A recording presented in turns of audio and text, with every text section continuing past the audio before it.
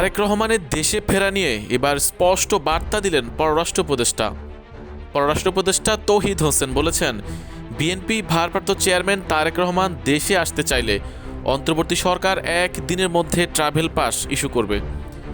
রোববার বিকেলে প্রেস ক্লাবে ডিপ্লোম্যাটিক করেসপন্ডেন্টস অ্যাসোসিয়েশন বাংলাদেশ আয়োজিত বাংলাদেশের পররাষ্ট্রনীতি পরিবর্তনশীল বিশ্বে একটি প্রাসঙ্গিক ভূমিকা নির্ধারণ শীর্ষক সেশনে তিনি একথা বলেন। তৌহিদ হোসেন বলেন, তারেক রহমান লন্ডনে কোন স্ট্যাটাসে আছেন সরকার সেটা জানে না। দেশে ফিরতে চাইলে অন্য কোনো দেশ আটকাতে পারে, সেটি অস্বাভাবিক বলে মন্তব্য করেন তিনি।